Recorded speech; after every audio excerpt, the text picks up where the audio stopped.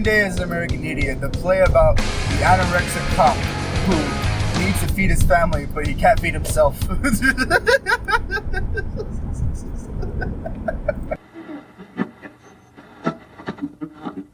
He faces turmoils such as bulimia. Green Day's American Idiot is a play where three friends get together and like to butt fuck. You know you're close, but... Green Day's American Idiot is a play where three friends get really excited over a Green Day album and get really fucked up. Ah! I learned something today. I can imagine a fucking like class physics lecture, like, and that's what a pendulum motion is. Ah! And what? Sorry, I got excited. Okay. Like, I was in physics lecture on Friday, or Thursday, and I just asked the guy next to me a question, and the fucking professor stops talking and stares at us, and I was just like, God damn, bitch, like, chill, I had a question. You want me to just, what the fuck? And you don't imagine the fucking pterodactyl yelp would not improve my situation. Context, Kenny just decided to make a joke of every time he makes a realization, he fucking makes a pterodactyl sound. Ah! Like that. Anyways. So, Mike, what'd you think of Green Day's American Idiot? You see, it was the odd. I think the weirdest part was it almost had nothing to do with Green Day and everything to do with a mermaid. Oh, wait, hold on. You mean the one like that was being fished by a fisherman? Yes. So this mermaid, right? They started playing Green Day's American Idiot, but then like they cut out to this mermaid with pasties. That's right, Jay. And that girl with pasties decided to get fucked by Squidward's nose. And then she described my dick being smaller than her toes. That's why she wanted to fuck Squidward's nose. So she wanted to ride his nose because it's like a tentacle. Alright, so actually no. So what did you actually think of Green Day's American Idiot? Let's just actually start this for real. Because if we don't, we're never gonna get this done. Is this gonna be a bunch of tangents? Yes. Okay. I'll have my expectations, and then I'll give expectations, and I'll give like what came up and what fell short, I suppose. Hey, rockiness. Hopefully this doesn't fuck up the audio. No, it's going to improve the audio. Oh my gosh. So, I like going into things completely blind and without any expectations whatsoever, other than I'm going to enjoy myself. I think that's one thing that we don't do nowadays is we don't just sit in the moment and enjoy things and just take it in. This is a bit of a side tangent, but needs to be. It's a setup for the rest of this. Is like people. I think we need to really enjoy more than just. Oh yeah, I can go fucking play video games, or I can sit around and watch YouTube or whatever. It's like cool. It's somebody took their creativity to make something for you to enjoy, but I don't think we put plays into that, and musicals into that as well. It's not as common. I think it's just because you can't just go anywhere and be like, oh yes, the play at the Vancouver House with Janet, the harlot, starring her co-host, Michael Scarelli, or I don't know, some shit like that. Right? It's like you don't go to plays.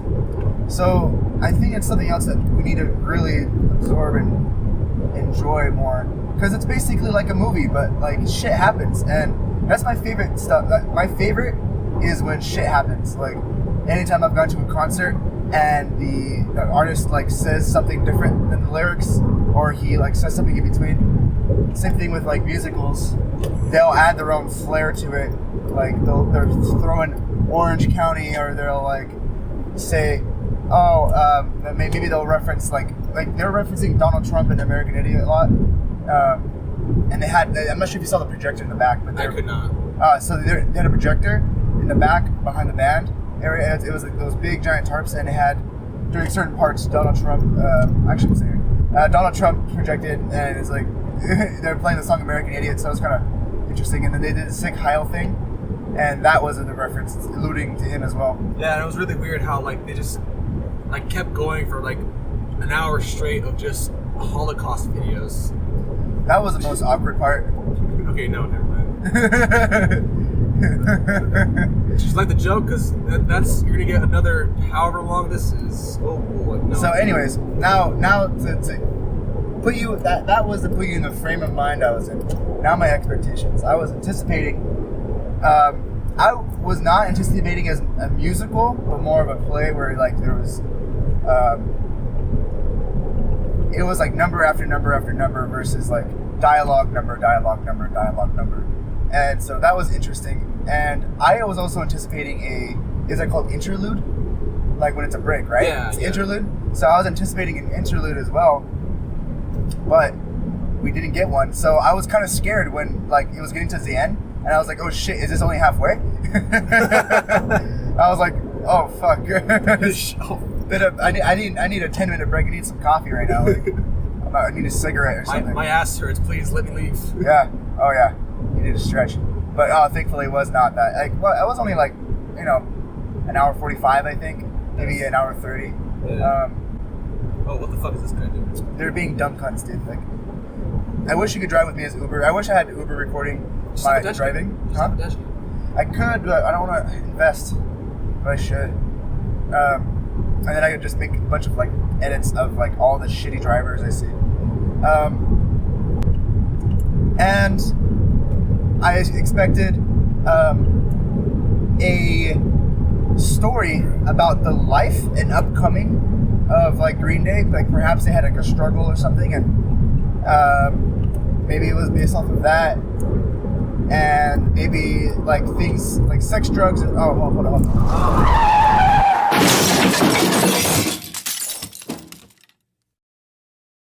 So yeah, I was anticipating. Where did I leave off on? You were anticipating like. Oh yeah, like sex, drugs, and rock and roll type of story, and I guess in a way there was, and yeah, I think that's all I came in thinking about, but the real experience was. It wasn't as moving as I thought, as maybe it was. I think the only time I was really emotional, I was emotional to turn like to bring it about to be take two. I wasn't emotional to the point of being brought to tears, but my favorite scene was where they are.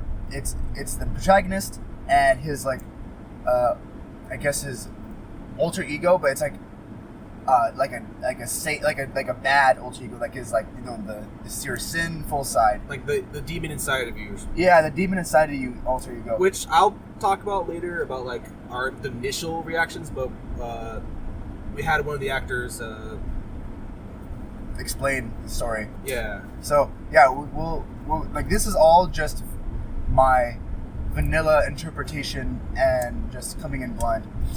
So my favorite scene was when protagonist and the alter ego, they were like doing drugs, and particularly heroin, and they had this type of, I guess is courtship the right word, where they're kind of being like they're being sensual, and they're doing like a little dance and singing, and it was like a kind of a somber tone to the song, and I felt really like that was like probably my favorite scene because I was able to kind of put myself either emotionally, and then maybe my least favorite scene was what's the one? There was one in particular where it was really like dull. It took a long time. Which one? I'm trying to think. Give me a second. I think it wasn't dull. I think it just took a bit longer than anticipated. Was it? Did it have to do with a military kid? Or? I'm trying to. I feel like it was a military kid, but it might have not been. Or was it the What was it like? Was it with the main actor, like the main character? I don't remember. It might have been. It's okay. I think it was like about halfway before the military kid got his leg blown off, but after. Remember when that guy came in and he was like being a sexual icon? Oh yeah. That was when the military kid got recruited to the military. But that wasn't him. But, recruited. You're right. So after that, like I think I think the interpretation with that one, it's like, oh, look how cool and great the military is. Oh shit. Yeah. Oh, I didn't even realize that. Really? Oh shit. Because he came in and like all these bitches were on him, and I was like, man. And they were covered in America. Yeah, I know. I was trying to figure it out. I was like looking at it. I was like, okay, maybe this is a guy coming in to like fuck up their world or something, or he's trying to he's going to sell them something. Yeah. And then I guess he sold him a recruitment. Yeah. And no, I guess it was a recruiting person for the military, which makes a lot more sense now. But anyways, it was after that and before the leg blown off, and I think it was with the protagonist, like he was talking about buying his bus ticket, and then no, that wasn't even then. No, it wasn't that. It was a solo. He was by himself. Oh, like Walk a Lonely Road. Wasn't that? It might have been Walk. Even though I love that song, I think it might have been Walk a Lonely Road. That was my least favorite part. Okay. I think it's mainly just because it was long, is why I didn't. But he did he was good. It just was long, and I started kind of getting a little fatigued. Yeah, I kind of want to mention the main actor, but I guess it's my turn to please talk about. Those were my those are my bases, what I expected, my favorite and least favorite, and then we can go into interpretation after. Yeah. So my initial thoughts going in were similar to Kenny's, where it's I expected when I knew it was going to be a musical because I think when Kenny mentioned it, I was like, oh, it's going to be a musical using Green Day songs, and so I was like, okay, so it's going to be a lot of music, or just using the music from Green Day, but with a lot of kind of dialogue in the middle to kind of set stuff up.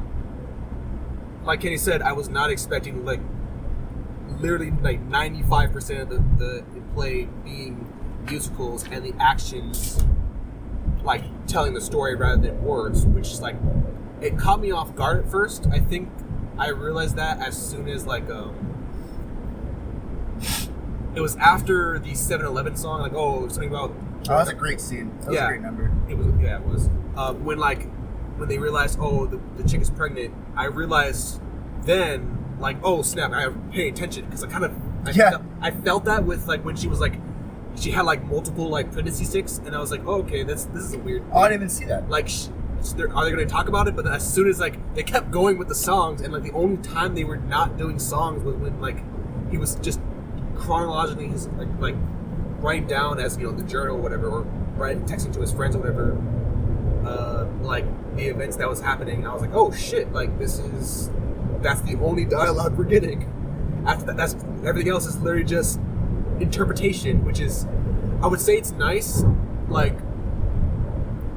but that's definitely something I would give context for before if you were going to invite someone, that's something you have to kind of prepare them for, because when you say, oh, we're gonna do a play, your mentality is a lot of dialogue is going to be told to kind of give a good idea what the story is. So it's I had to quickly kind of shift my mentality. Other than that, I really enjoyed it. My favorite scene had to be my favorite scene had to be the military kid when he was having those nightmares and dreams, because I thought that was really cool. I also really like the intro because I don't know why, but I realized, oh shit, a lot of these songs can be applied to today's standards. Yeah, right. And because you never, when you hear a song on the radio, or especially a Green Day song, because you think grunge. You think grunge, you think a bunch of emo, edgelords, whatever. But as soon as you start paying attention to the lyrics, you're oh shit, they actually mean more than that. So I thought that was cool. My least favorite had to be like, I can't think of anything right now. I'll mention it later if I can think of one. But I never thought. I didn't hate any of them. That's the thing. But like, mine was a bunch of the hate. It was just like the most dull part. Yeah, like, that's the way I describe it. That's what I'm trying to think of. Like, I'm sure as we talk about it, the more we'll kind of like. Yeah, I'd like to add to like what you were saying was. Oh, friend. I also had to shift. Like, I didn't realize the music was progressing the plot. I thought that the dialogue would progress the plot, and after the 7-Eleven number, which was great. It was basically part of the intro where they have everyone like basically saying something like, "Fuck you, I don't care about what you feel." It's like the beginning part where he has these three guys and they're all friends, and this number is expressing and explaining their friendship and the view of the world of the cast and how they are like basically fuck society. I'll do what I want. I don't care what you think, and don't listen to your government. Just do what you want. And it was a lot of like intensity. Everyone's energy was really high. There was a lot of like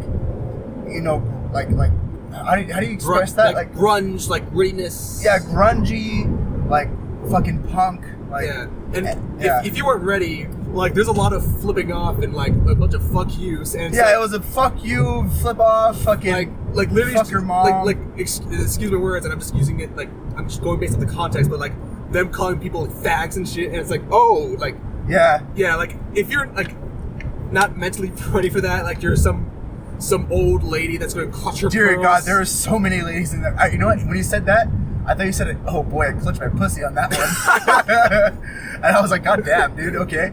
But no, you said pearls. I was like, "Oh." And it was odd enough. Like 2 seats for me, there was like an old lady. I'm like super old, like in her 80s or some shit like that.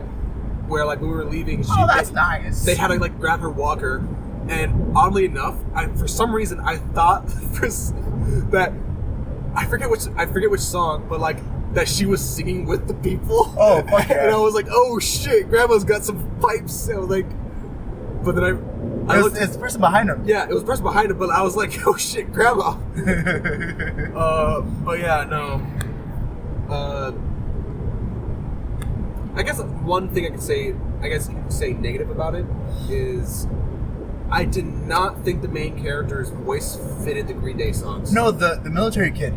I thought his voice was perfect for it. Exactly. No, I'm saying like the main character we follow. Yeah. So for some songs, yeah, it didn't work as well. Yeah. I thought his Lonely Road was probably his best. Like that was the best song for him because there was a lot more acoustic. Yeah. No, that's not how you fucking describe vocals. You don't just describe them as acoustic. I think by acoustic I mean like there's songs where it's like you're supposed to be a punk emo band where it's just like, I hate how my life sucks and I'm fuck emo, society, fuck man. society, and it's like a white guy kind of thing. But then there's like actual like you're supposed to be with like an acoustic guitar and like it's like somber and like and emotional, and that's how he was better for that song. And not saying that he's a bad actor, a bad singer, or like a bad leading role. He was great. He was great in all those, but the voice was like not proper. Yeah, like there were like I could count like if I could count, I would say about 5 other people did the Green Day stuff better, like in vocal wise. Yeah. Like the military kid. I think hell, even the other punk guy, the other punk guy, the baby daddy, yeah, baby daddy. They did the Green Day voice better. Yeah, they had it. But I'm not saying like it didn't ruin anything. Obviously, that's just the one kind of nitpick I'd say. I think the only reason why they chose him as like the lead is because he had a very lead kind of personality. Plus, yeah, he looked pretty punk too. Yeah, he definitely fit the role. It's just that one kind of. I think casted him, or when he got the role, I'm not gonna say casted, he didn't like look out throughout the entire skull. It's like, do you want to be the main character? Are you gonna be the next main character from Green Day? Yeah, no, I'm sure when the people were auditioning for the main character, like they chose him because like, he did a lot of things right. Yeah, and there's also like a look you have to have, and he certainly had the look. Yeah. I was like trying to imagine myself, putting myself in that shoes, just because. I mean, I've liked theater. I've just never been a theater kid. It's something like golfing. Like, I like golfing, but I don't like it enough to be like, oh boy, I better go practice golfing every day. Yeah. You know, I don't have that dedication to go, because theater is like a lot of dedication. Like, they fucking practice all the time. They see that right there? Yeah, you just fucking zoomed around that guy. That guy was terrible. That's a lot of dedication, a lot of motion, a lot of practice. I'm not willing to put in. I'd rather just, like, I feel like I would be pretty good, okay at in theater. It's just not, like, I wouldn't be passionate, so I never pushed it. But I always like to daydream about it. And so I put myself in his shoes, like, would I be able to fill that character role? And although I don't have much musical talent, I feel like I could act pretty decently well. But there's other things that go into acting as well, such as your body motion, body language, and he added to that as well. Yeah. He was like slender with like short curly hair, and like that fits a grunge aesthetic, really. And I wonder if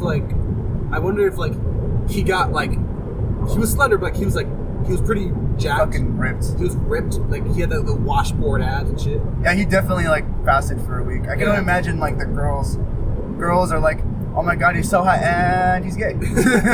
Just like utter disappointment. So, or I mean, the other way around could be some guy's like, oh he's hot and oh sweet, he's gay. So it's a double-handed fucking sword. What I was gonna try to say is double-handed sword. Got him. Double-edged sword. Double-edge me, boy. Yeah. Oh. Anyways, what I was trying to say is that like I'm wondering if he got jacked for the role, or oh no, he got the role because okay. he's So jacked. what I've learned, what Earl's told me, since Earl is a bodybuilder, he says that he has to like basically eat 500 calories a day or less, or no, basically he has to eat 500 calories a day of just like pure like protein and vegetables or something, and no carbs, because in order to keep his abs, like to have his abs show. But as soon as you don't diet, like as soon as you eat regular food, and you like, you know, even if you keep it 2,000 calories, just eating regular food, your abs just go away. Just like, even if you just like have, you know, oatmeal for breakfast in the morning, like your abs will just go away. So you have to, in order to, like, so if you've ever seen any model, any person that does underwear, all that shit, they prepared for at least 3 days in advance for that shit. Pass me, fucker. There you go. They prepared 3 days in advance at least to have that look. So he definitely, like, he was probably already ripped prior, like already pretty buff, but I was talking, this guy probably had fucking 4% body fat or something. Oh, no. He wasn't as venous, so he probably had like 6% body fat. Like, yeah. Anyways. The girl, what I was describing, the alter ego, the negative alter ego, she's fucking hot. Holy shit. No. I didn't see when they, like, there was a scene where they like basically got into their underwear and they laid on the bed, I guess, but you couldn't see from where we're sitting. Yeah. And then I saw them get out and I didn't realize it. I was like, oh shit. I was kind of upset I didn't get to enjoy that view, but god damn. Thankfully, Melanie knows her most likely, so there's a chance, boys. So you're saying there's a chance? So you're telling me there's a chance? Can you put that meme in there? Just it's saying gonna there's a chance. It's gonna be audio, so no. You can't just put an image of the meme. You're putting. No, well, fucking people are just gonna put it on the background. I'll just do it anyways. I'll fucking put an audio clip of it. Oh, of him saying it? Yeah. Okay, fine. Anyways, what I was trying to say, and I was trying to interrupt Kenny because I'm an asshole. Fuck you in the ass. Yay. Good daddy. Is that alter ego chick. Like, when our first, you know, before we talked to Melanie, like, you know, and like got the context of who she was, I thought that she was like, I think me and Kenny, like, we didn't know she was metaphorical. Yeah. We thought she was literal, like she was an actual person. Apparently she was metaphorical. Yeah, she is metaphorical for sure. Yeah. Because at the end, it's her and the actual love interest. Yeah. Holding, like, they're both holding hands with him, but he's supposed to be only with one love interest, and that girl is like his past side. That's why when they're having these fight scenes, that they're fighting and stuff, the girls weren't fighting. The girls were fighting with him. Yeah. So if you notice, they never clashed blows. They never like fought each other. They only fought him. Yeah. So I thought like, you know, she was like a drug dealer, or she was a leader of something, and like I just thought she was like a negative influence on him, you know? Yeah, and like she was bringing him drugs. She was like making him do all this shitty things. He making it sound like it's like he didn't have a choice in the matter. Oh yeah, like I think it was something like he got mixed up with like the wrong crowd. Like that's what I meant. Yeah, like a girlfriend that's like, hey, you want to try heroin? Yeah, because like that. he was like June 25th. I shot up for the first time or something like that. Yeah. And so like there was a scene where like he was like texting or sending a message or whatever to like the love interest, and like she was the evil side, whatever, like was talking at the same time as him, like so you could hear her in the background. And so I thought, oh, like what's happening was like she's the one saying the message because like, oh, I don't love you, get the fuck out of here, whatever. That she was the one saying the message, like kind of like how in, like movies or whatever, where it's like if like when someone reads it, like they read it like as if the person who was writing it, but like because the evil bad side was like writing it like to make it think it was the main character. That's my thought. But in reality, of course, it was the evil side influencing him writing that. Like, yeah, that's what's happening in reality. Huh. It's definitely something, you know, you can't really catch on your first viewing, and you have to watch for those subtle details, but it's really cool, like, once you know, and you kind of, like, look back and say, oh. Yeah, it's great. Like, one of my favorite things is to, like, reflect back on it, like, when you mentioned,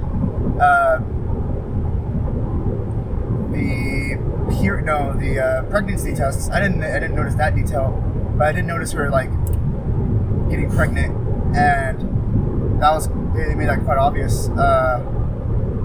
And thinking back on scenes now, you said that the kid was in the military guy was in the hospital, right? It was like having nightmares and dreams and shit. Yeah. That scene where she was doing the acrobatics in the air. Yeah. That was pretty dope.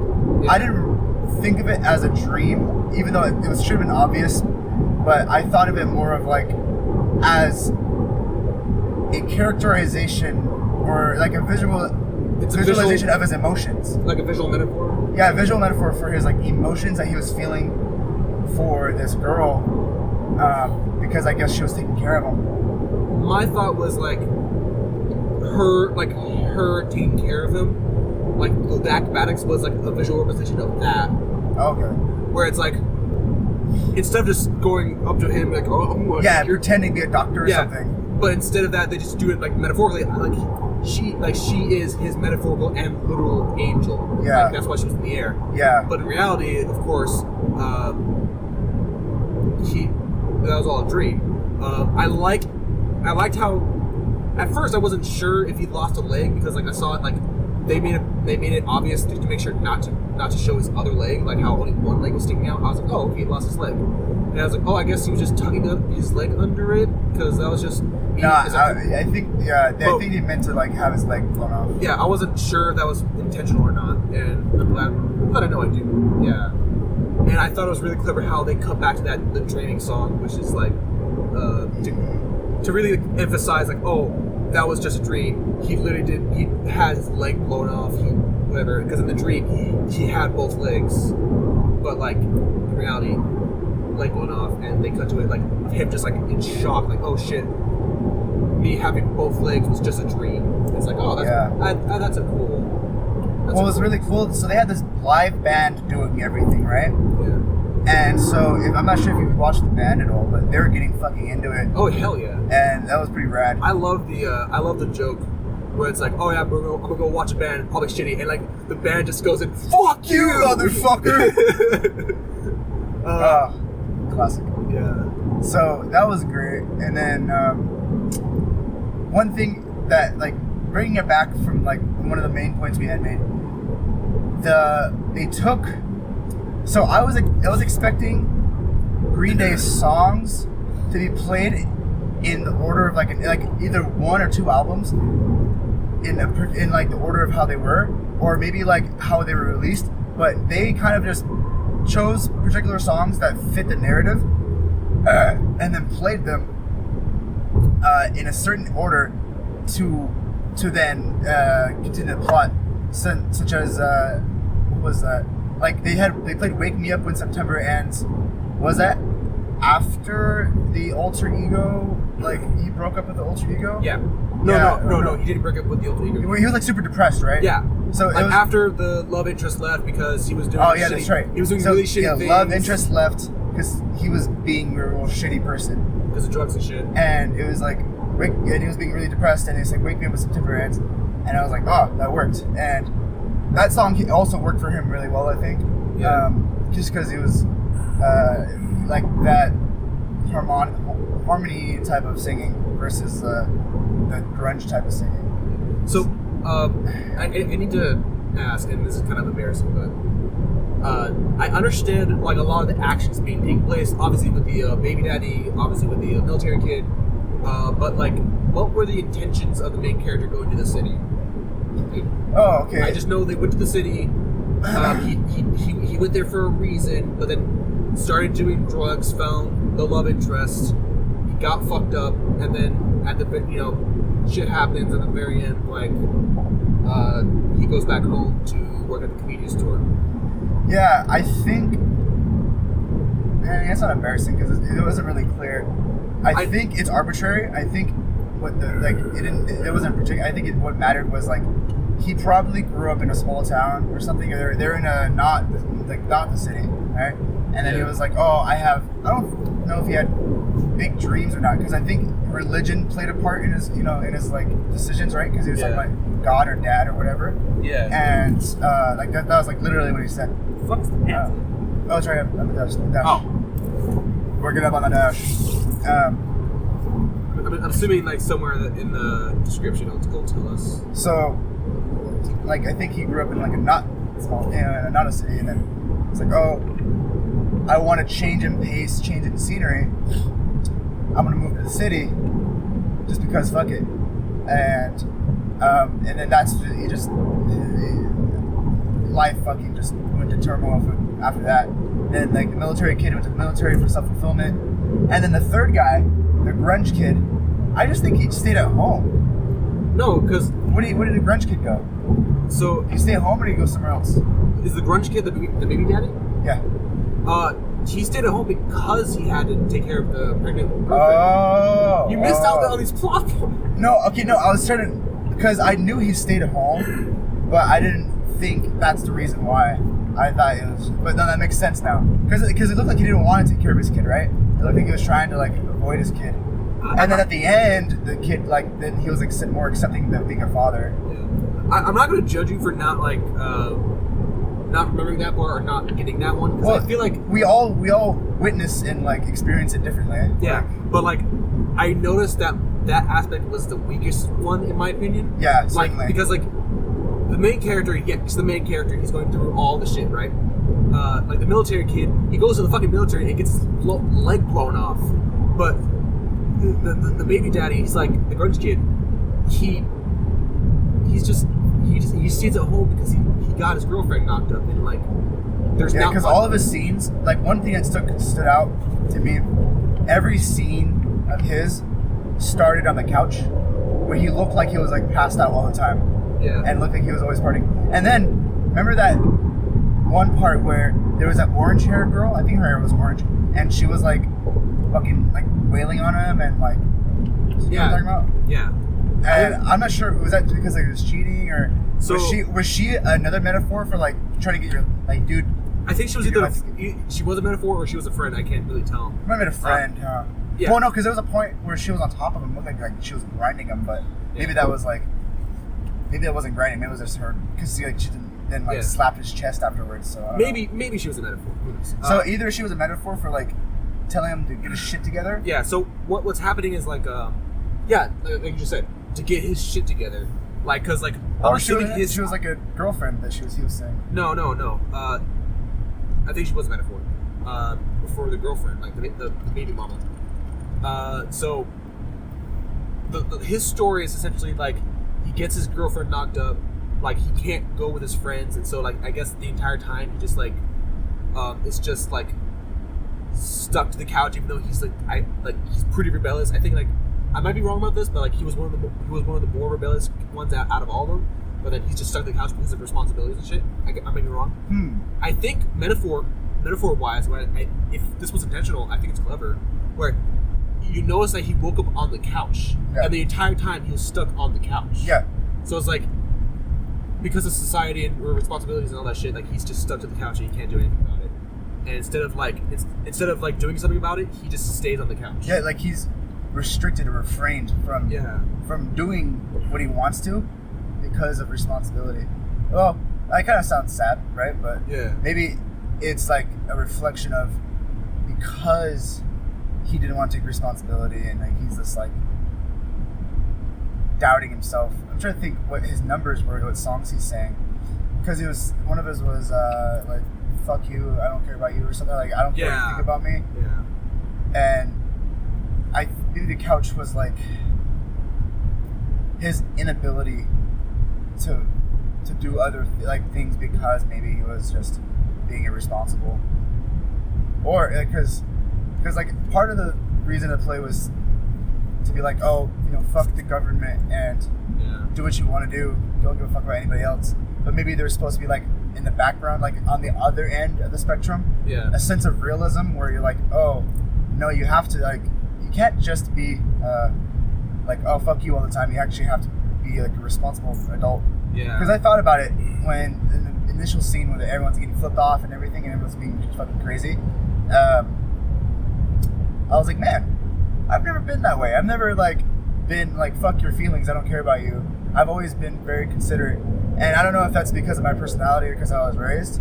And not that it's a negative or a positive, but I've just never been that way in reality. Like I think it might be partially due to I might be scared to not like I might kind of scared, but like I don't have the desire to people have not like me, and I'm worried about people not liking me, perhaps.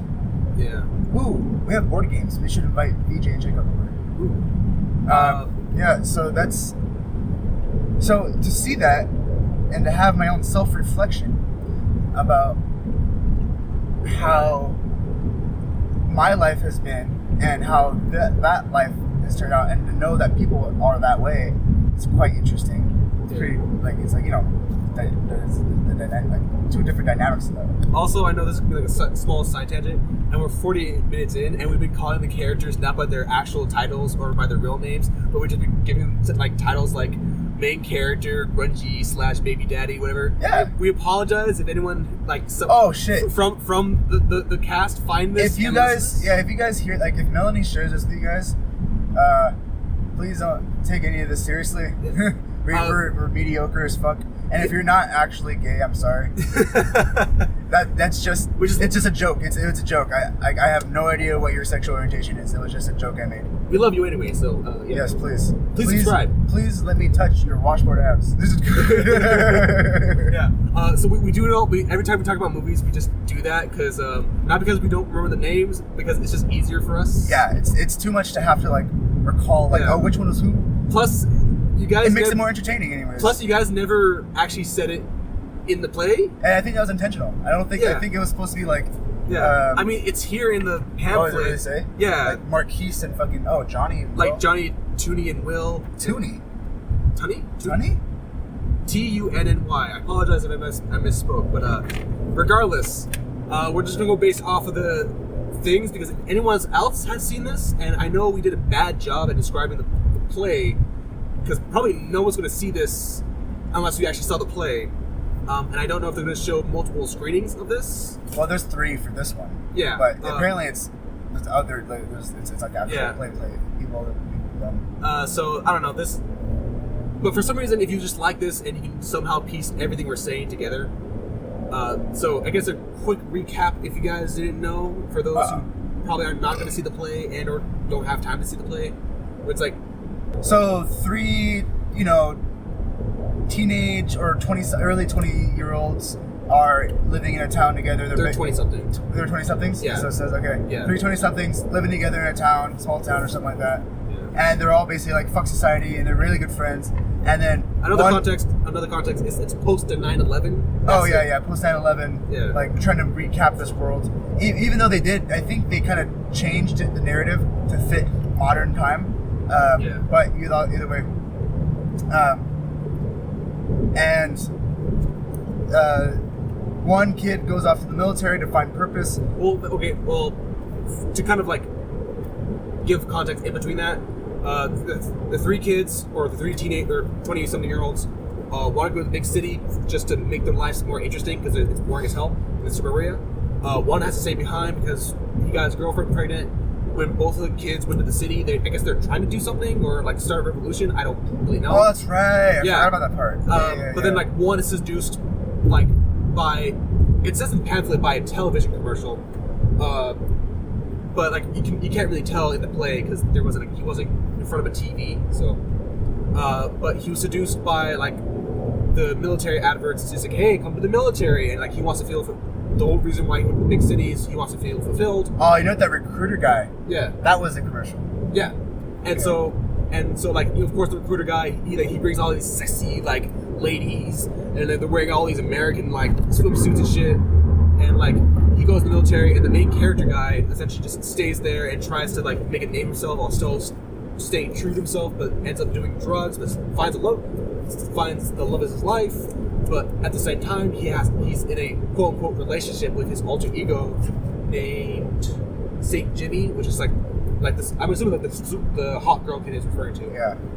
Okay. But like, and of course, like the whole time where it's like you cut in between these 3 characters of military kid goes to military, gets his blade blown off. I'm assuming you fill in the gaps of what we already mentioned, and now. But then finds a relationship in the military with one of the ladies. I think it was like while he's recovering. Yeah. The kid, the baby daddy. Watch this shit. That's what I'm talking about. The baby daddy like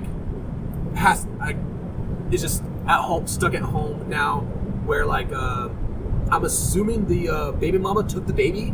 I'm assuming, right? Yeah, it looks like she took him. Yeah. Like, she didn't feel her was responsible. Where she goes on to date, I think, one of the other best friends that the baby daddy had, because I remember him being on the couch too, like to become like a rock star and shit. Oh, and that, like, yeah. And goes on to date him, but at the very end, of course, like she and him kind of make up, I guess, and now take responsibility for the baby, like both of them, and I guess he turns around at that point. We make it sound like it's a main plot point, but it's a side. It's quite a side plot point. Yeah. It's very subtle. Yeah. You have to really pay attention to see all that. And then like the main character goes on to like, like I said, love interest, tries to make a name for himself, keep himself true, gets addicted to drugs, goes into a relationship with the alter ego. I'm sorry, I never read this stuff. And of course gets into a proper domestic with his girlfriend, love interest, who then like they break up, and then after being all depressed and shit, like all the characters get all depressed and shit, the main character decides to go back home and work at the convenience store, where all the friends come together and say, hey, fucking look where y'all come now, where the military kid is now married with the like his new love. The baby daddy now shares a baby with the baby mama, and I think the main character does not get back with the love interest because they don't show that. But like he shows that he either forgot or left both the devil that was the evil girl, the devil metaphor, whatever girl that was inside of him, and also his actual love interest. That's what I was getting at the end. Yeah. Were you getting that too? I mean, I thought they got back together. Yeah. So sorry that this is like almost 50 minutes in, at least for our recording, because I might cut some stuff. And we're now just describing the plot for people who probably going to see it. So either go You're back. welcome. Yeah, either go back or just assume that you know what the hell we're talking about. I'm not going to put this in the beginning, so I'm sorry. Fuck you. Well, Fuck society, man. That's the whole point of the play. yeah. You know a lot of flip offs too. Yeah. Make me feel good inside. That's what I paid money for. Also, Melanie. Melanie, during the play, specifically flipped off Kenny. She found him and specifically flipped him off, which was pretty great. Oh no, I enjoyed it. I was hoping that that'd be the case, and it was, and it made me feel fuzzy inside. Besides, I didn't mention I was going to come back to you with any boring parts. I